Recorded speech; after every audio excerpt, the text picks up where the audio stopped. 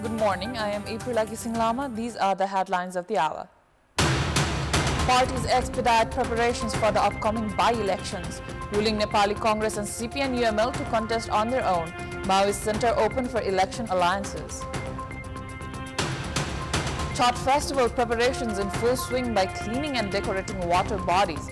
Celebrations to begin tomorrow for 4 days with reverence and devotion in Tarai Madesh. 50% of office workers in Pakistan to work from home as part of a green lockdown plan. Unprecedented air pollution in Lahore forces authorities to close all primary schools for a week. And North Korea wins FIFA Under-17 Women's World Cup 2024, beats Spain by 4-3 on penalty shootout.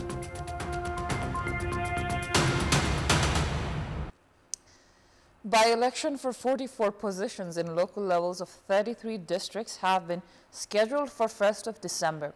Of the 34 positions, 2 are of Chiefs of District Coordination Committee, 1 Municipality Chief and 2 Rural Municipality Chiefs. The remaining are for Deputy Chiefs and Ward Chairpersons. Parties have begun the process of selecting candidates for the by-election and finalizing election programs.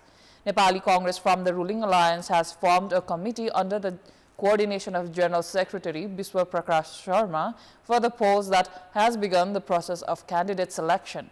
Both Nepali Congress and CPN-UML that joined hands to form the federal government had decided to contest in the upcoming by-election on their own.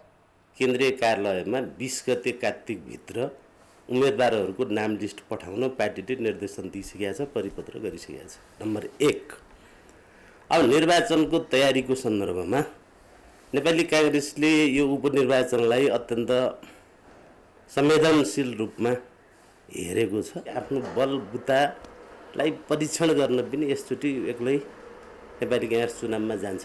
सबै प्रदेश कमिटीहरूले छनौट भएका उम्मेदवारहरूको अन्तिम नामबली केन्द्रीय कार्यालयमा पठाउने मिति हामीले 23 गतेलाई राखेका छौं।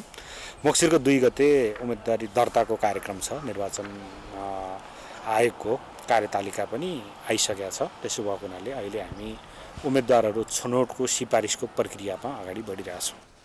Meanwhile, main opposition Maoist Center that formed election alliances in the past 2 general elections has kept the option open.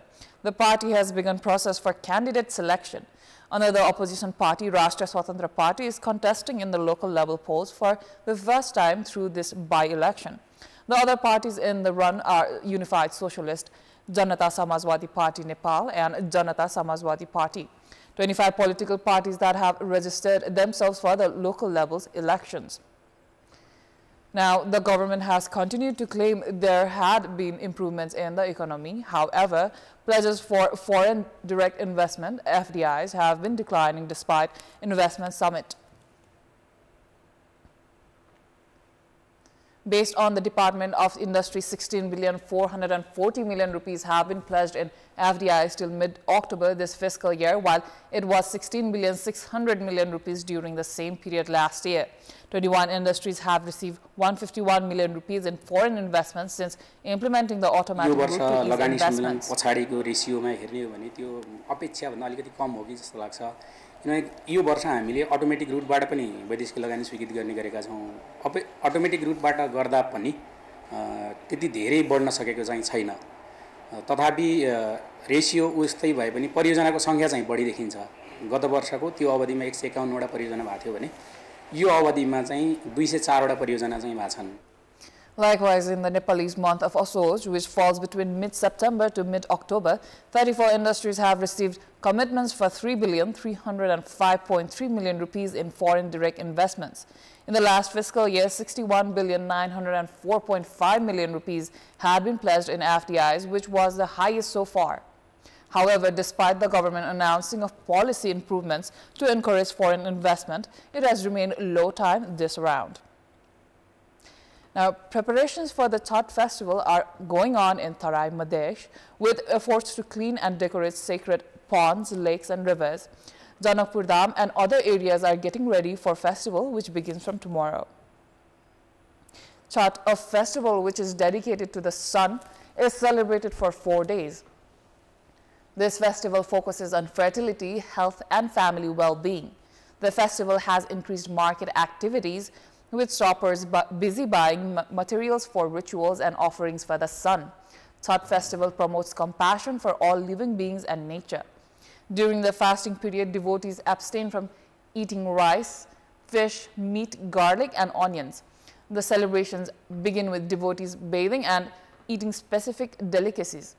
On the third day, offerings are made to the setting sun, and on the fourth day of the Chhath, offerings are made to the rising sun. In our public voice segment, we had asked in several provinces how they celebrated this year's Tihar festival. Let's take a look at what they had to say.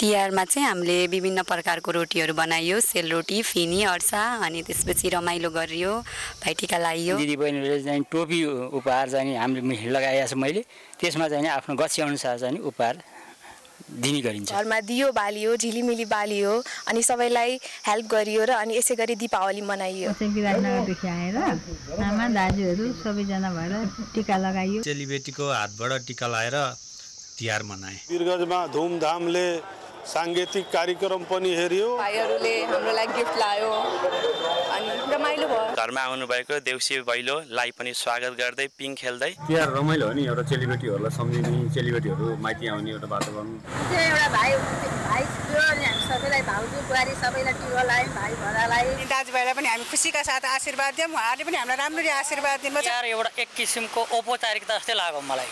त्यति जुन मिठास पहिले जस्तो हुनुपर्ने हो, त्यो मिठास चाहिँ अझै नभएको हो कि।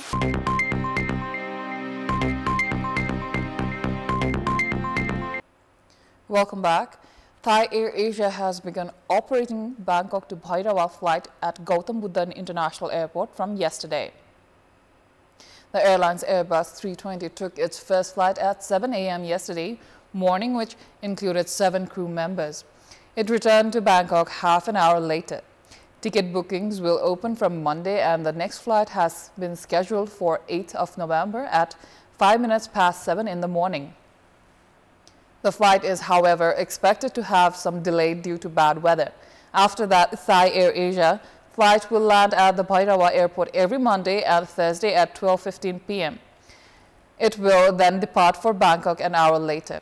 Jazeera Airways is to operate 3 flights a week from 9 November and Fly Dubai daily flights from 10 November. In an attempt to encourage international flights at the airport, the government had decided not to charge landing, parking and navigation fees for 2 years. Since mid-August last year, the government has also scrapped the passenger service fees of 3,000 rupees, which will stay in effect until September 2026. The government had also reduced price of aviation fuel by 100 rupees per kiloliter. Ground handling service fees have also been reducted by 75%. According to the Civil Aviation Authority of Nepal, private sector have been contracted for aircraft maintenance shop and for hangar works, and tax holiday has been given to investors. The authority has also said discussions are underway with India to expand routes and labor and immigration services. It is time for our segment Public Pulse, where you text us with your opinion. Public Pulse. Here's today's question: what should be done to ensure regular operation of the Gautam Buddha International Airport? The options are A. Expand government service, B. Set straight routes, or C. Create an environment of trust. The voting is on. Type NEWS, select your option A, B, or C, and send it to 34001 to share your opinion with us. It is time for international news.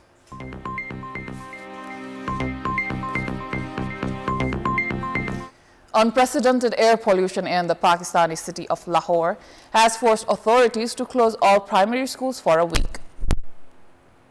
From today, 50% of office workers will also work from home as part of a green lockdown plan. Other measures include bans on engine-powered rickshaws and vendors that barbecue without filters. Punjab Senior Minister Miriam Aurangzeb said that this smog is very harmful for children. Masks should be mandatory in schools. Lahore, Pakistan's second largest city, topped the world list of cities with the most polluted air for a second time yesterday. The air quality index, which measures a range of pollutants, exceeded 1,000 on Saturday, well above the benchmark of 300 considered dangerous by the World Health Organization, according to data from IQ Air. The level of fine particulate matter in the air, the most damaging to health, also soared well into hazardous levels. Raza Zehanjir Anwar, a senior environment official, said the biggest headache causing the smog was the practice of burning crop waste known as stubble across the Indian border. Aurangzeb said the fumes were being carried by strong winds into Pakistan. This cannot be solved without talks with India, she said, adding that the provincial government would initiate such discussions through the foreign ministry. The government is urging people to stay indoors and avoid unnecessary travel. Vehicles equipped with pumps are spraying water into the air to help control the smog level. Construction work has been halted in certain areas. Now, Democratic presidential nominee Kamala Harris made her closing pitch for the U.S. presidency at a rally in East Lansing, Michigan. Harris addressed Michigan's 200,000 Arab Americans, starting her speech with a nod to civilian victims of Israel's conflict with Hamas and Gaza and Hezbollah in Lebanon. Let's take a look at what she said. And I want to say this year has been difficult, given the scale of death and destruction in Gaza, and given the civilian casualties and displacement in Lebanon. It is devastating. And as president, I will do everything in my power to end the war in Gaza.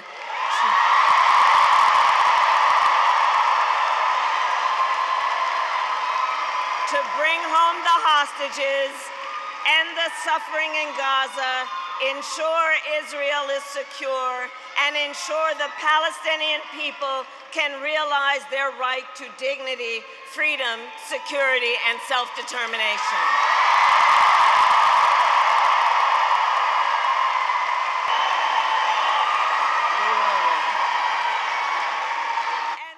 So Michigan, 2 days to go.